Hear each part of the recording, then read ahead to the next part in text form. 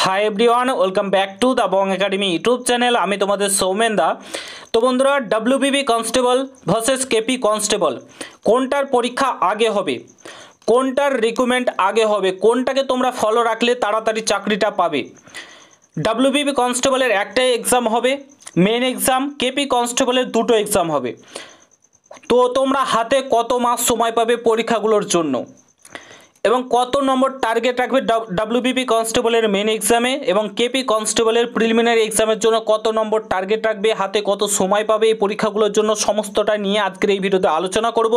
এবং এই ভিডিওটা তোমাদের জন্য খুবই গুরুত্বপূর্ণ হতে চলেছে। যারা তোমরা ডাব্লিউবিপি কনস্টেবল, কেপি কনস্টেবলের অ্যাসপিরেন্ট রয়েছো, তোমাদের জন্য কিন্তু খুবই গুরুত্বপূর্ণ হতে চলেছে। একটা টার্গেট নাম্বার বলবো, যেটা তোমরা যদি অ্যাচিভ করো আরামসে তোমরা কিন্তু জবটা পাবে।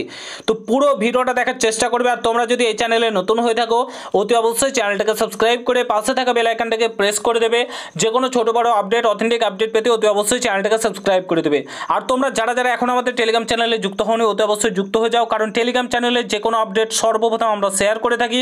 তো অতি অবশ্যই যুক্ত হয়ে যাও, ভিডিওর ডিসক্রিপশন বক্সে লিঙ্ক দেওয়া রয়েছে। বন্ধুরা, তোমরা যারা যারা বিভিন্ন এক্সামের জন্য প্রস্তুতি নিচ্ছ, যেমন WBP constable, KP constable, WBP SI, KP SI, RPF constable, RPF SI, clerkship, group D, NTPC, তুমি যে কোনো এক্সামের জন্য প্রস্তুতি নাও না কেন, অতি অবশ্যই তোমাকে মক টেস্ট দেওয়া উচিত। মক টেস্ট না দিলে তুমি কিন্তু বাকিদের থেকে অনেকটাই পিছিয়ে থেকে যাবে।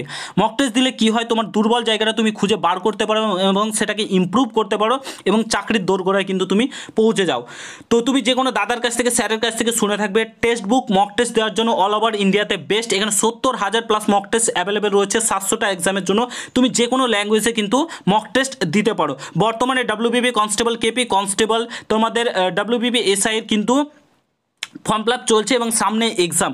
তো তোমার টেক্সট বুক এর কথা মাথায় রেখে তোমাদের জন্য মার্চ ইনিং সেল নিয়ে চলে এসছে। 17 থেকে 19 মার্চ অবধি ডাব্লিউবিপির মক টেস্ট কিন্তু অ্যাভেলেবেল করে দিয়েছে। টেক্সট বুক মাত্র 219 টাকায় কিন্তু এক বছরের জন্য তোমরা কিন্তু টেক্সট বুকে তোমরা মক টেস্ট দিতে পারো মাত্র 219 টাকায়। তোমরা যদি বাজারে একটা বইও কিনতে যাও তাহলে কিন্তু 400 থেকে 500 টাকা পেয়ে যাবে। বাট এক বছরের জন্য 219 টাকায় 499 টাকার যে ইয়ারলি পাস, সেটা তোমরা মাত্র 219 টাকায় পেয়ে যাবে। আর তোমরা যদি ইয়ারলি পাস প্রো নিয়ে নাও, যেখানে এক্সট্রা কোশ্চেন অ্যাড রয়েছে, তাছাড়াও প্রিভিয়াস ইয়ার কোশ্চেন রয়েছে, মাত্র 360 টাকায় পেয়ে যাবে। তোমরা 699 টাকার জিনিস 360 টাকায় পেয়ে যাবে। আর বং 10 যদি কুপন কোডটা ইউজ করে ফেলো তাহলে কিন্তু তোমরা আরও 12% এর মধ্যে ডিসকাউন্ট পেয়ে যাবে। তো এক বছরের জন্য মক টেস্ট দিতে পারবে। সামনেই যেহেতু ডাব্লিউবিপি কেপি রয়েছে, তো মক টেস্ট ছাড়া তুমি কিন্তু এক্সাম ক্র্যাক করতে পারবে না। তো এখনই টেক্সট বুকে জয়েন হয়ে যাও। ভিডিও ডেসক্রিপশন বক্সে লিঙ্ক দেওয়া রয়েছে, সেখানে ক্লিক করে বং 10 কুপন কোডটা ইউজ করো, এবং টেক্সট বুক দেওয়া, টেস্ট সিরিজ দেওয়ার জন্য অবশ্যই মক টেস্ট দেওয়ার জন্য টেক্সট বুকে কিন্তু জয়েন হয়ে যাও। এর থেকে ভালো প্ল্যাটফর্ম নেই। তুমি যে কোনো দাদা স্যারের কাছ থেকে কিন্তু টেক্সট বুকের কথা শুনে থাকবে এবং দেখে থাকবে, কারণ এটা নাম্বার 1 মক টেস্ট দেওয়ার জায়গা। তো অবশ্যই যুক্ত হয়ে যাও। ভিডিও ডেসক্রিপশন বক্সে কিন্তু লিঙ্ক দেওয়া রয়েছে। তো বন্ধুরা, ফার্স্ট অফ অল আমরা যে বিষয়টি নিয়ে আলোচনা করব সেটা হচ্ছে, তোমরা ডাব্লিউবিপি কনস্টেবলের একটা এক্সাম হবে এবং কেপি কনস্টেবলের দুটো এক্সাম হবে। তো ডাব্লিউবিপি কনস্টেবলের এক্সামে তোমরা কত টার্গেট রাখবে, কত নম্বর টার্গেট রাখবে, যেটাকে অ্যাচিভ করলে তোমরা চাকরিটা পাবে, এবং কেপি কনস্টেবলে কত টার্গেট রাখবে। First of all WBP constable নিয়ে একটা অলরেডি তোমাদেরকে ডেডিকেটেড ভিডিও আমি করে দিয়েছি। সেখানে যে নম্বরটা বলছি এখানেও সেই নম্বরটাই বলবো। তোমরা যদি আরামসে, মানে একদম কোনো চিন্তা ছাড়াই তোমরা চাকরিটা পাবে, সেটা হচ্ছে তোমরা যদি 85 নম্বরের মধ্যে তোমরা এই নম্বরটা পাও, অনেকটাই টাফ, বাট পরিশ্রম করলে পাবে। ঠিক আছে, তোমরা যদি 60 থেকে 65 মধ্যে নাম্বার কেউ তুলতে পারো, ঠিক আছে, ইন্টারভিউ ছাড়াই বলছি আমি, 85 নম্বরের মধ্যে বলছি, যদি কেউ তুলতে পারো তাহলে কিন্তু তোমরা চাকরির একদম দোরগোড়ায় পৌঁছে যাবে। বলতে গেলে চাকরি পেয়ে যাবে, খুব মানে আরামসে চাকরিটা পেয়ে যাবে। ইন্টারভিউ মোটামুটিভাবে নম্বর পেলেই তোমরা চাকরিটা পেয়ে যাবে। তো এই নম্বরটা আগেও বলেছিলাম, এখনও বলছি, এই নম্বরটা যদি কেউ অ্যাচিভ করতে পারো 60 থেকে 65 মধ্যে, 85 নম্বরের মধ্যে, তাহলে আরামসে কিন্তু তোমরা চাকরিটা পেয়ে যাবে। এবার আসে কেপি কনস্টেবলের ক্ষেত্রে তোমাদেরকে বলবো যে দেখো, এর আগে যে কাট অফটা গেছে 67 আই থিঙ্ক তোমাদের কাট অফ যাচ্ছে, ঠিক আছে,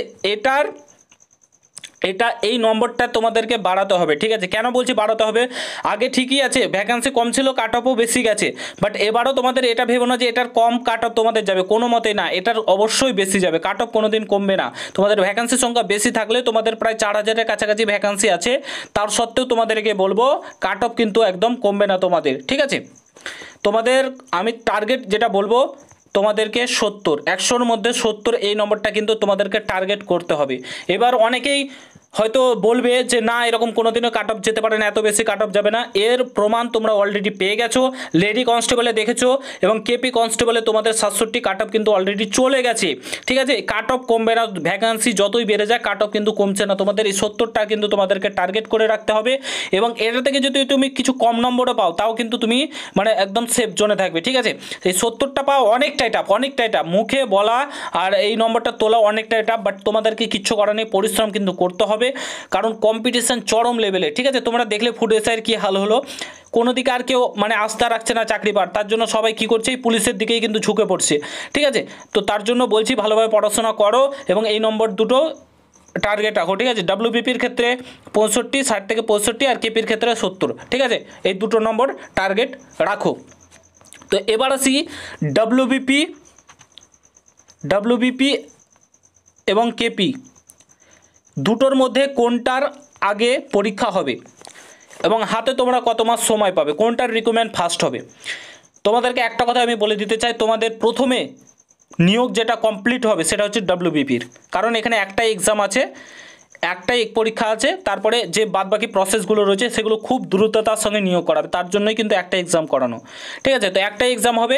কেপিতে তোমাদের দুটো এক্সাম আছে, প্রিলি হবে আর এমনিতেও কেপি ডাব্লিউবিপির আন্ডারে পড়ছে না, এটা কেপি আলাদা বোর্ড, এটুকু তোমাদেরকে বলে রাখি। এর আগেও বলেছিলাম কেপি রিক্রুটমেন্টে, তখন কেউ বিশ্বাস করেনি, কত ডিলে করে তোমাদের যে প্রিলিমিনারি এক্সাম নিয়েছিল বলো তো, 1 বছর হয়ে গেছিলো তারপরে ফর্ম ফিল আপে। তো কেপি তোমাদের আমি বলছি খুব ডিলে হবে, ডিলে করে করে তোমাদের কিন্তু নিয়োগ করাবে। ঠিক আছে, কেপিটা তোমাদের একটু ডিলে হবে, মানে ডাব্লিউবিপির পরে চলবে এটা।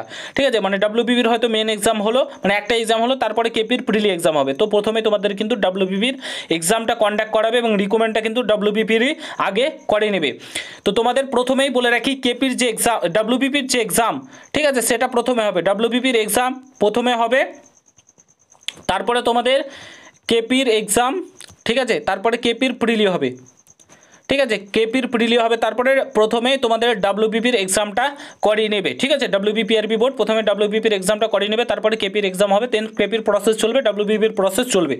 ঠিক আছে, হাতে তোমরা কত মাস সময় পাবে, তোমাদেরকে একটা কথা বলছি, মিনিমাম তোমরা 5 মাস ফর্ম ফিল আপ করার পর 5 মাস সময় তোমরা সময় পাবেই। ঠিক আছে, 5 মাস কিন্তু তোমরা সময় পাচ্ছই, এই ডাব্লিউবিপির ক্ষেত্রে বলছি, ফর্ম ফিল আপ করার পর 5 মাস তোমরা মিনিমামটা আমি বললাম সময় পাবে।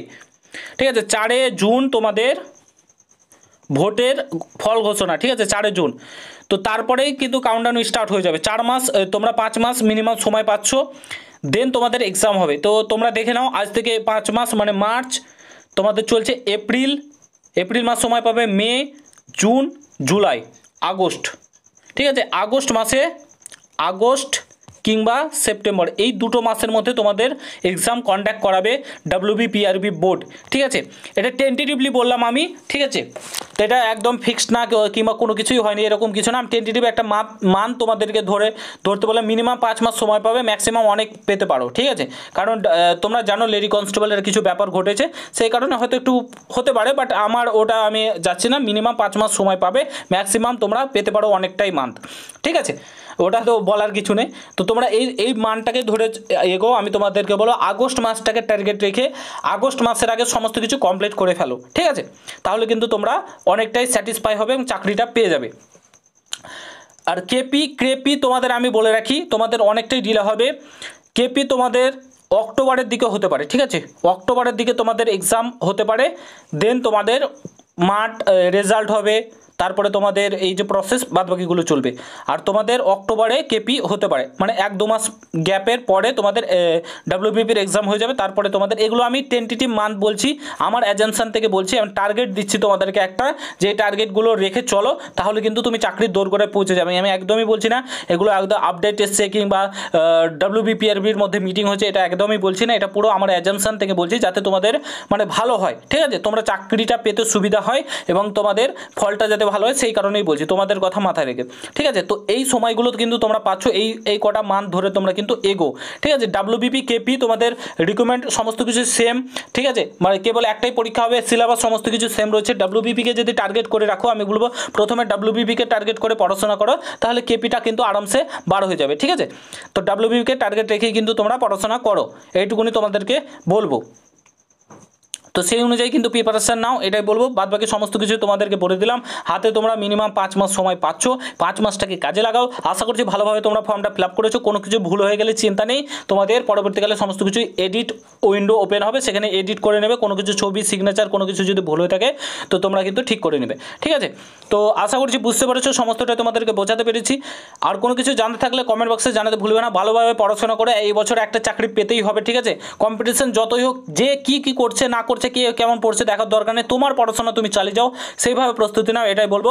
এবং চাকরি এবছর পেতেই হবে। তো দেখা হচ্ছে নতুন ভিডিওর সঙ্গে বন্ধুরা। আশা করছি ভিডিওটা তোমাদের ভালো লেগেছে। ভালো লাগলে অবশ্যই সকলের সঙ্গে শেয়ার করো।